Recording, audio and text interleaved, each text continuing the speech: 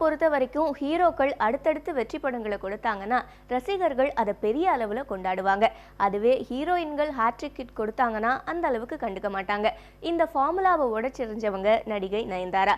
இவங்களோட நானும் ரவுடி தான், தனி ஒருவன், மாயான்னு 3 படங்களும் தொடர்ச்சியா வெற்றி பெற்றது. இதனால ரசிகர்கள் நயன்தாராவை கொண்டாடுறது மட்டும் இல்லாம அவங்களோட மார்க்கெட் வேல்யூவும் அதிகரிச்சிருக்கு. இப்ப நயன்தாரா நடிப்புல அடுத்ததா வெளிவர இருக்க திரைப்படம் திருநாள். இந்த படத்தோட இன்னொரு ஸ்பெஷலான விஷயம், ஜீவா இதுல ஹீரோவா நடிச்சிருக்காரு. திருநாள் படத்தோட இசை வெளியீட்டு விழா இன்னைக்கு நடைபெற்றது. அதுல படம் பத்தின சுவாரஸ்யமான விஷயங்களை எல்லாம் படத்தோட இயக்குனரும் ஜீவாவும் நம்ம கிட்ட பகிர்ந்துகிட்டு இருக்காங்க. அதையெல்லாம் ஒரு தொகுப்பா இப்ப பார்க்கலாம். கும்பகோணத்துல நடக்கிற ஒரு கதைக்களம். இதுல நடக்கிற ஒரு ரவுடிசம் பேஸ், ஒரு அண்டர் பிளே, ரவுடிசத்துல உள்ள ஒரு அண்டர் பிளே, அதை கிளியராக லைவ்லியாக நேரேட் பண்ணியிருக்கேன் இந்த படத்தில். அண்ட் இந்த படத்தோட கெட்டப், இந்த அந்த ஸ்லாங், அப்புறம் அது இல்லாமல் இந்த படத்தில் ஒரு படம் ஃபுல்லாகவே ஒரு வேஷ்டி கட்டிகிட்டு இருக்கிற மாதிரி ஒரு கேரக்டர். ஸோ எனக்கு இது புதுசாக இருந்தது. அண்ட் ரொம்ப நாளாக ஜீவா லோக்கலாக படம் பண்ணல அப்படிங்கிற மாதிரி கேட்கும்போது இது எனக்கு ரொம்ப ஆப்டாக இருந்தது. இது கொஞ்சம் முன்னாடியே வந்திருக்கணும் இந்த படம்.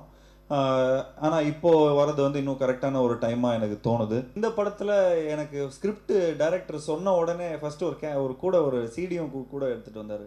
என்ன ஸ்கிரிப்ட் சொன்ன உடனே 5 பாட்டு ரெடியாக இருக்குதா அப்படின்னு, அப்படி யாருங்க அந்த மியூசிக் டைரக்டர் ஸ்ரீ அப்படின்னாங்க.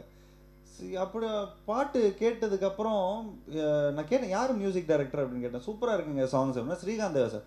இவர் என்ன ஒரு குத்துப்பாட்டாக தானே போடுவார், இவர் எப்படி ஸோ இவ்வளோ மெலடியஸாக போட்டிருக்காரு, ரொம்ப லைஃபாக இருந்தது. ஸோ ஒரு டீம் ஒர்க்குங்கிறது வந்து ஒரு அதில் தெரியுது. அந்த சாங் பேட்டர்னே வந்து சார் மாற்றிட்டார், ஒரு மாதிரி வந்த கருமாரி மாதிரி.